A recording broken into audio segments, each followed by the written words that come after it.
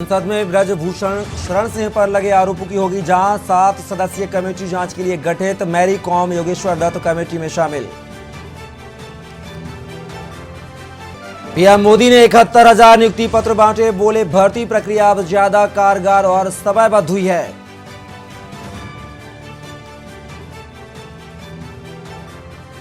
प्रधानमंत्री मोदी पुलिस प्रमुखों से करेंगे मुलाकात। सभी राज्यों के पुलिस प्रमुखों से करेंगे मुलाकात। 21 और 22 जनवरी को दिल्ली में करेंगे मुलाकात।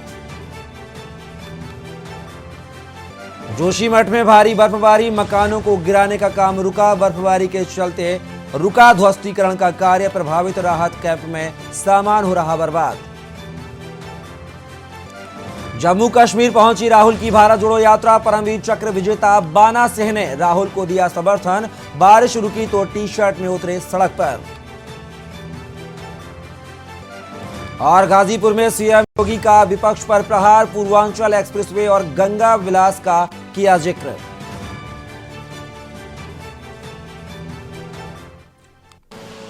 आप देख रहे हैं के न्यूज, खबरों का सारथी। नमस्कार, के न्यूज के फाइनल बुलेटिन में आप सभी का स्वागत है। मैं हूं कपिल मिश्रा। खबरों की शुरुआत करेंगे राजधानी दिल्ली से, जहां भारतीय कुश्ती महासंघ के प्रमुख ब्रजभूषण शरण सिंह पर यौन उत्पीड़न का आरोप लगाने के बाद देश के शीर्ष पहलवान सड़कों पर उतर आए हैं और दिल्ली के जंतर मंतर पर प्रदर्शन कर रहे हैं। पहलवान दिनेश फोगाट, बजरंग पुनिया, साक्षी मिलक, अंशु मलिक और रवि दाहिया समेत देश के दिग्गज पहलवान खेल मंत्रालय से WFI को तुरंत भंग किए जाने और कुश्ती महासंघ के अध्यक्ष के खिलाफ एक्शन की मांग कर रहे हैं। कुश्ती महासंघ और पहलवानी के बीच विवाद में भारतीय ओलंपिक संघ ने बड़ा फैसला लिया है। IOA ने WFI प्रमुख ब्रजभूषण शरण सिंह के खिलाफ यौन उत्पीड़न के आरोपों की जांच के लिए 7 सदस्यीय कमेटी गठित की है। इस कमेटी के सदस्यों में मैरी कॉम, डोला बनर्जी, अलकनंदा अशोक, योगेश्वर दत्त और सहदेव यादव और 2 अधिवक्ताओं के नाम शामिल हैं। AIO ने शुक्रवार को एक बड़ी बैठक बुलाई थी। सूत्रों के मुताबिक IOA का कहना है कि ये एक गंभीर मामला है। क्या है कि हर प्रदेश का एक खिलाड़ी लड़ेगा। पहले जो चैंपियन टीम होती थी। खबर दिल्ली से है, जहां पूर्वी दिल्ली के प्रीत विहार इलाके में जिम ऑनर की गोली मारकर हत्या के मामले में दिल्ली पुलिस की क्राइम ब्रांच ने सुलझा लिया है। हत्या में शामिल जिम ऑनर के पूर्व मैनेजर को उसके साथी के साथ गिरफ्तार किया है। पूर्वी दिल्ली के प्रीत विहार इलाके में जिम कारोबारी महेंद्र अग्रवाल की हत्या के मामले में महेंद्र अग्रवाल के पूर्व मैनेजर को एक साथी के साथ गिरफ्तार किया है। पुलिस के मुताबिक कारोबारी के पूर्व मैनेजर इंदर वर्धन शर्मा से पैसे का लेन देन को लेकर विवाद चल रहा था, जिसके चलते इंदर वर्धन ने कारोबारी को किडनैप करने की कोशिश की थी, जिसके चलते इंदर वर्धन को जेल भी जाना पड़ा था। उसी का बदला लेने के लिए अपने साथियों के साथ मिलकर 31 दिसंबर को महेंद्र अग्रवाल की उसके दफ्तर में सरेआम गोली मारकर हत्या कर दी थी।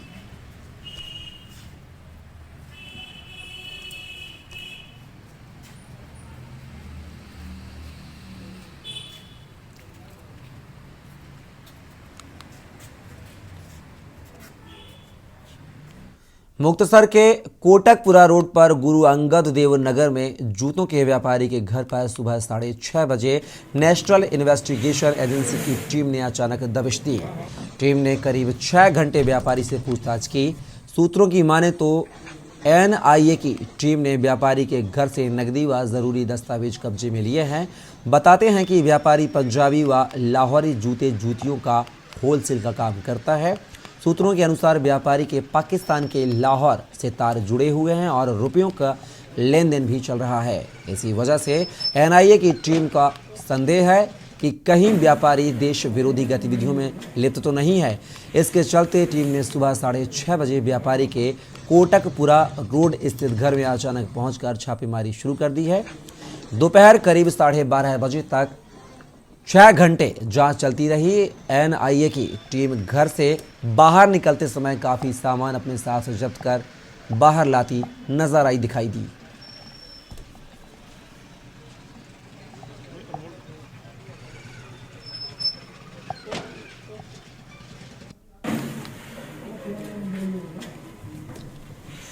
खबर रायपुर से है, जहां इंडिया और न्यूजीलैंड के बीच खेली जा रही 3 मैचों की वनडे सीरीज का दूसरा मुकाबला कल 21 जनवरी को राजधानी रायपुर के Shaheed Veer Narayan Singh international cricket stadium में खेला जाएगा। देखा जा सकता है कि खिलाड़ियों का अभ्यास स्टेडियम में जारी है। आज न्यूजीलैंड के खिलाड़ी और भारत के खिलाड़ी दोनों खूब पसीना बहा रहे हैं। साथ ही सुरक्षा के कड़े इंतजाम कर लिए गए हैं। उसके अलावा स्टेडियम में संपूर्ण प्रकार की व्यवस्था उपलब्ध कर ली गई है। आपको बताते चलें कि भारतीय टीम पहला मुकाबला जीतकर सीरीज में 1-0 से आगे है।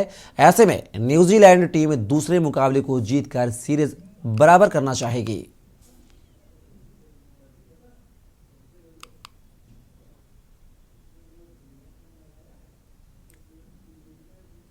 मैं शहीद वीर नारायण स्टेडियम पास हूँ। यहाँ पे आपको बता दें कि यहाँ पे लगातार खिलाड़ी द्वारा प्रैक्टिस लगातार जारी है। आपको बता दें कि 21 तारीख को यह मैच होने वाला है। टीम इंडिया न्यूजीलैंड की टीम द्वारा यहाँ पे अभ्यास किया जा रहा है, लगातार अभ्यास उनके लिए किया जा रहा है। साथ में आपको बताएंगे तो 21 तारीख को यह वनडे मैच यहाँ पे होने वाला है और यहाँ पे भारी संख्या में इस बार फिर भीड़ देखने को मिलेगी। आपको बता दें कि 1 घंटा में यहाँ पर जो टिकट था तो 1 घंटे में टिकट फुल हो चुका। ऑनलाइन का व्यवस्था किया गया था, फिर भी ऑनलाइन के माध्यम से भी 1 घंटे में टिकट फुल हो गया था। साथ में अगर यहाँ पे हम पहुँचे हुए हैं तो आपको दिखाएंगे तो यहाँ पर टीम इंडिया और न्यूजीलैंड के द्वारा यहाँ पे लगातार अभ्यास किया जा रहा है। यह अभ्यास कल को देखते हुए आज लगातार उनके द्वारा प्रयास किया जा रही है। साथ में इस सुरक्षा व्यवस्था का भी यहाँ पे कड़ा इंतजाम किया गया है। आपको बता दें कि सुरक्षा व्यवस्था को भी ध्यान में रखते हुए इस बार काफ़ी संख्या में पुलिस बल तैनात किया गया है कि किसी प्रकार का कुछ भी समस्या का सामना न करना पड़े। खबर कोंडागांव से है, जहां कोंडागांव के तहसील मर्दापाल में नवीन ITI का उद्घाटन विधायक चंदन कश्यप ने किया। उन्होंने 11 लाख से अधिक कार्यों का भूमि पूजन किया। इस अवसर पर ITI की बालिकाओं ने नवीन हॉस्टल की मांग की है। तत्कालिक व्यवस्था करते चंदन कश्यप ने ITI की बालिकाओं को ITI में ही रहने की व्यवस्था के निर्देश दिए हैं।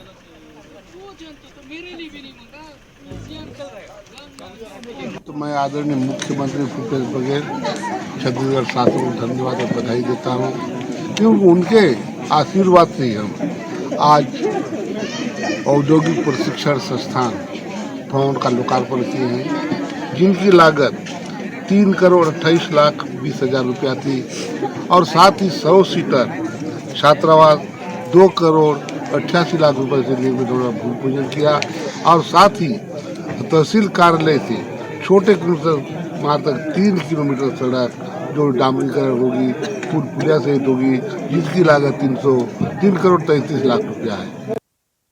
छत्तीसगढ़ के कबीरधाम जिले में इन दिनों डीलिंग दीदी ममता खूब सुर्खियां बटोर रही है। इसी बीच एक और सनसनीखेज मामला सामने आया है, जिसमें डीलिंग दीदी ममता के नाम पर सौदेबाजी हुई है। राशन दुकान दिलाने के नाम पर रकम डकार ली गई है, लेकिन शख्स को ना दुकान मिली और ना ही रकम वापस की गई। इस सौदेबाजी में प्रार्थी के पत्नी के गहने बिक गए, जिससे तंग आकर बेबस ने थाने की शरण ली है और मदद की गुहार लगाई है। दरअसल इन दिनों पंडातराई नगर पंचायत अध्यक्ष और पूरे पंडरिया विधानसभा में दीदी ममता के नाम से मशहूर हस्ती काफ़ी सुर्खियां बटोर रही है। पंडातराई नगर पंचायत अध्यक्ष फिरोज खान व विधायक ममता के खिलाफ थाने में धोखाधड़ी करने का आरोप लगा है। थाने में शिकायत दर्ज कराई गई है। अरे वो सोसाइटी के लिए पैसा दिए थे। अच्छा 40,000 कौन दे रहे फिरोज एक वो नगर पंचायत अध्यक्ष। अच्छा हाँ वही विधायक का लेन देन करता है, वो विधायक वही ममता का। अच्छा तो 40,000 भाई बोला, तो वो बोले बात किए विधायक से, बोले 50,000 ले लो, बोले तो बोला 40,000 लाए, बोले 10,000 आप भी दे देगा, या मैं दे दूंगा, बोले ठीक है, बोले हो जाएगा काम। बोले उसके बाद 1 साल तक के घुमाते रहा। काहे के लिए दिए थे पैसे? वो सोसाइटी है मझूले में खाली थी उस समय, इश्तिहार निकला था। हाँ। तो मैं उसमें फार्म उर्म डाल दिया था। तो मैं बोला कोशिश करके देख लेता हूँ, मिल जाएगा, चला लूँगा कर। मंझोली का रहने वाला जो है रफीक खान, वो आपके पास आया था आवेदन लेके, क्या कुछ उनके आवेदन में था और आपको क्या समाधान किया? रफीक खान एक आवेदन लेके आया था कि फिरोज खान के माध्यम से राजनीतिक व्यक्ति को 40,000 रुपया दिए हैं बोल के, परंतु उसका कोई प्रमाण नहीं था।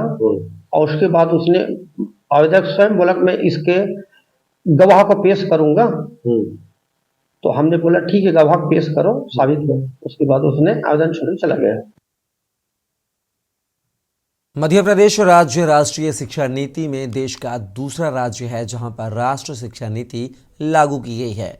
वहीं राजधानी भोपाल में राज्य शिक्षा केंद्र की ओर से एक अनूठी पहल की गई है। ओलंपियाड परीक्षा करवाकर दूसरी क्लास से लेकर 8वीं तक के छात्रों को इस परीक्षा के माध्यम से बताया गया कि 12वीं के बाद जब बच्चे कंपटीशन की तैयारी करते हैं तो उनको इस परीक्षा के माध्यम से आसानी होगी। इसी को लेकर जिला शिक्षा अधिकारी APC श्रीवास्तव से बात की हमारे संवाददाता सुनील मालवीय ने। मध्य प्रदेश राष्ट्रीय शिक्षा नीति लागू करने में देश का दूसरा राज्य है, तो वहीं मध्य प्रदेश की राजधानी भोपाल शहर से राज्य शिक्षा केंद्र ने एक अहम पहल शुरू की है। आइए हम जानते हैं उस अहम पहल में ओलंपियाड जो पहल है, ओलंपियाड जो दूसरे से 8वीं तक के बच्चों के लिए। ज़्यादा जानकारी जानने के लिए हमारे साथ मौजूद है अमित श्रीवास्तव जी, APC जो हैं शिक्षा विभाग में। आइए हम उनसे बात करते हैं। सर, क्या न्यूज़ में आपका बहुत बहुत स्वागत। धन्यवाद सर, ये जो नई शिक्षा जो राज्य शिक्षा केंद्र ने जो पहल की, क्या है पूरा सर मामला? एक्चुअली राज्य शिक्षा केंद्र की ओर से दूसरी कक्षा से लेकर 8वीं कक्षा तक के बच्चों के लिए ये पहली बार ओलंपियाड आयोजित किया जा रहा है। इस ओलंपियाड में दूसरी से जो 5वीं तक के बच्चे हैं उनको 2 खंडों में बांटा गया है, दूसरी तीसरी के और चौथी 5वीं के। इनके लिए अंग्रेजी विषय का एक ऑप्शनल पेपर रखा गया था जिसमें ऑप्शन दिए गए हैं। उनको उद्देश्य है वो ये है कि बच्चे के अंदर की क्षमताओं का विकास करना, बच्चे में बौद्धिक विकास के साथ साथ उसकी तार्किक क्षमताओं का विकास करना। जो वह पढ़ रहा है, जो वह समझ रहा है, उसके आसपास के परिवेश को वो जो देख रहा है, क्या वो जो अपने पढ़े हुए ज्ञान को अपने व्यवहारिक जीवन में उपयोग कर पाता है या नहीं।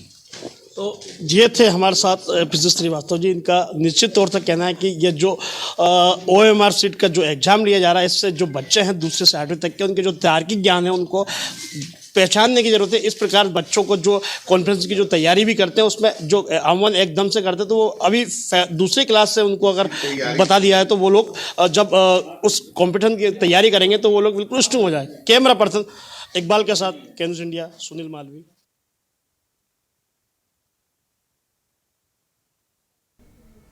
खबर जबलपुर से है जहां महिलाओं के विकास के लिए, उनकी सुरक्षा के लिए बीजेपी सरकार द्वारा बड़े बड़े वादे किए जाते हैं, लेकिन यह खोखले वादे समझ आ रहे हैं। जब कबड्डी की नेशनल इंटरनेशनल जीतने वाली महिला खिलाड़ी के साथ उसके ही कोच ने दुराचार किया हो तो ऐसे में बीजेपी की सरकार कहां तक सही है। संपूर्ण मध्य प्रदेश में ऐसे कोच व उस्तादों के खिलाफ मोर्चा खुल गया है। जबलपुर में भी कांग्रेस सेवा दल और खेल संगठनों द्वारा शांतिपूर्ण धरना प्रदर्शन एवं शासन को जगाने के लिए शांतिपूर्ण रूप से कलेक्ट्रेट कार्यालय में पहुंचकर अपना रोष प्रकट किया गया।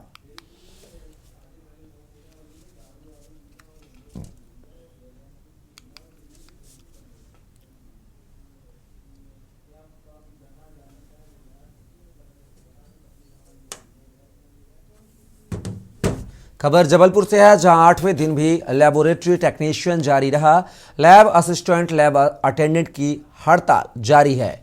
अपनी 13 सूत्रीय मांगों पर अडिग lab technician Gandhi town hall में जमकर प्रदर्शन करते नजर आए और आगे की रणनीति तैयार करते रहे। लैब टेक्नीशियन का कहना है कि अब ये आंदोलन और विशाल रूप लेने जा रहा है। हमारे कैडर की आवाज़ और बुलंद होने जा रही है, जिसके और भी गंभीर परिणाम शासन को मिलेंगे।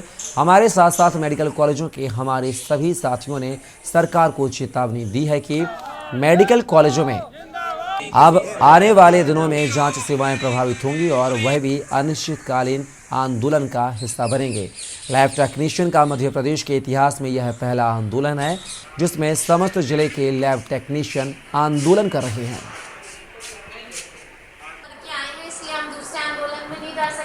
देखिए, लैब टेक्नीशियंस ने जो हड़ताल की है उसमें उन्होंने कुछ महत्वपूर्ण मांगे रखी हैं जी। उसमें से एक उनके पद नाम परिवर्तन की मांग है, जिसमें वो ऑफिसर शब्द लगाना चाहते हैं। अच्छा। इसके अलावा उन्होंने एक ये मांग रखी है कि उन्हें प्राइवेट प्रैक्टिस करने की छूट दी जाए, पैथोलॉजी लैब खोलने की। अच्छा। ट्रेनिंग उनकी पर्याप्त नहीं है, ट्रेनिंग होनी चाहिए। तो देखिए क्या होता है, ये लैब टेक्नीशियन जो हैं ये अपना जब डिप्लोमा करते हैं तो 2 साल का डिप्लोमा इनका उनके कॉलेज में होता है। Medical lab technician association health services Jabalpur से जीपी सेन अध्यक्ष जिला अध्यक्ष बोल रहा हूँ। हमारी 13 तारीख से अनिश्चितकालीन हड़ताल हुई है। इसके पहले हमने शासन प्रशासन को पत्राचार द्वारा खुद जाके मिलके अपनी मांगों के बारे में बार बार 1 साल से दोहराते आए हैं, लेकिन आज तक हमारी मांगें पूरी नहीं हुई। क्या मांगे हैं आप लोगों? हमारी मांगे हैं, पहली मांग है पदनाम परिवर्तन। हम लोगों का पदनाम लैब टेक्नीशियन ऑफिसर या लैब टेक ऑफिसर होना चाहिए, ठीक है। दूसरी मांग है हमारी जो पे ग्रेड है वो 2800 से बढ़ाकर 4200 किया जाए। खबर रतलाम से है। जाको राखे साइयां तो मार सके न कोई, यह कहावत तो आपने सुनी ही होगी। एक ऐसा ही मामला कालू खेड़ा थाना अंतर्गत के भाट खेड़ा चौराहे पर हुआ है, जहां पर इंदौर निवासी आकाश और शिवा दोनों बाइक पर सवार होकर नवेली रोड से आए, तभी भाट खेड़ा चौराहे पर गड्ढे में बाइक सहित दोनों गिर गए। इसकी सूचना ग्रामीणों को मिली तो ग्रामीणों की मदद से सीढ़ियों के सहारे दोनों राहगीरों को 108 की मदद से सिविल अस्पताल ले जाया गया। वहीं बाइक गहरे गड्ढे में गिरने से बाइक को बड़ी मशक्कत के बाद बाहर निकाला गया। वहीं आपको बता दें कि इस बड़े गड्ढे की और राजस्व विभाग के जिम्मेदार अधिकारी इस ओर ध्यान दे नहीं रहे हैं तो बड़ा हादसा भी हो सकता है।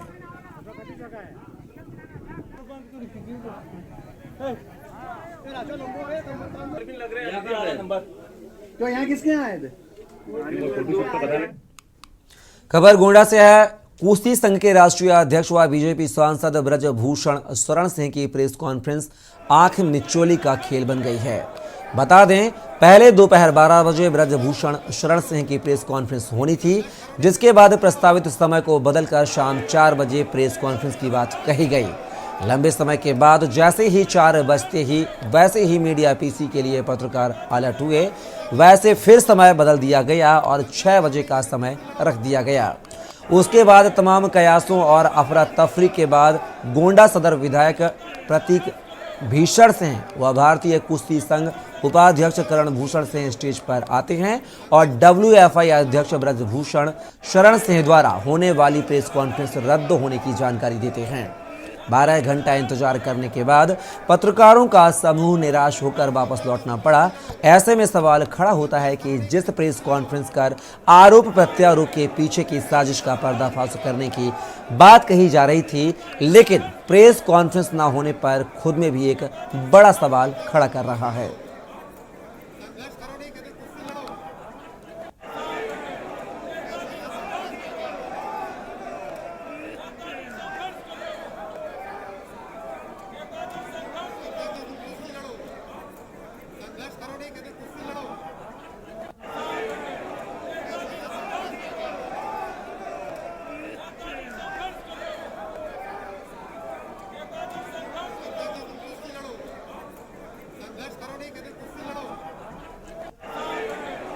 पहले से पूर्व निर्धारित है, इसको चलने दीजिए। ये 3 दिन तक चल रहा है। जो सवाल पूछना है एजीएम के बाद हम लिखित में आपके सामने आएंगे, सबको प्रेस कॉन्फ्रेंस करेंगे और सारे सवालों का उचित जवाब उचित पोर्टल पर दिया जाएगा। विधायक जी, आप अपना बता दीजिए, आपका रिएक्शन क्या है इस पूरे मामले को लेकर? आपका रिएक्शन क्या है, आप अपना बता दीजिए इस पूरे मामले को लेकर। औपचारिक रूप से कुछ कहने के लिए अधिकृत नहीं है। अरे फिर भी हम औपचारिक रूप से इसमें जवाब देने के लिए अधिकृत नहीं है। नहीं, ये सब चीज का जवाब आपको 22 को दिया जाएगा। ये डिले है कि क्या है, ये सब 22 को हम बताएंगे। हम अभी औपचारिक रूप से आपको कुछ बता नहीं सकते। 22 को एजीएम के बाद हम आपको सूचित करेंगे। स्वास्थ्य को लेकर योगी सरकार लगातार काम कर रही है, लेकिन विभाग के कुछ अधिकारियों के कारण प्रदेश भर की दर्जनों नियमित नर्सें सड़कों पर हैं। यह रेगुलर स्टाफ है, लेकिन बीते 2 महीने से इन्हें किसी भी अस्पताल में संबंध या तैनाती नहीं दी गई है और न ही सरकार इनसे कोई सेवाएं ले रही है। इनमें से कई नर्सेज अगले महीने रिटायर्ड होंगी, लेकिन सवाल यह है कि जब यह किसी चिकित्सालय में तैनाती ही नहीं है तो रिटायरमेंट दिखाया कहां से जाएगा। तैनाती ना पाने के कारण सड़कों पर घूम रही नर्सेस ने के न्यूज़ से खास बातचीत की है। आपको दिखाते हैं क्या कुछ कहा नर्सों ने।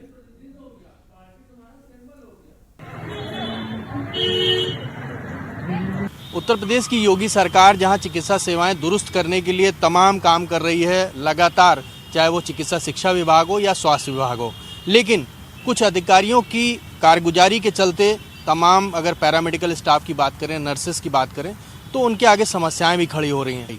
एक तरफ नर्सेस की कमी है तो दूसरी तरफ 30 नर्सें बिना काम के घर बैठी हुई हैं, रोज आती हैं, रोज चली जाती हैं, कोई काम नहीं ले रहा विभाग उनसे।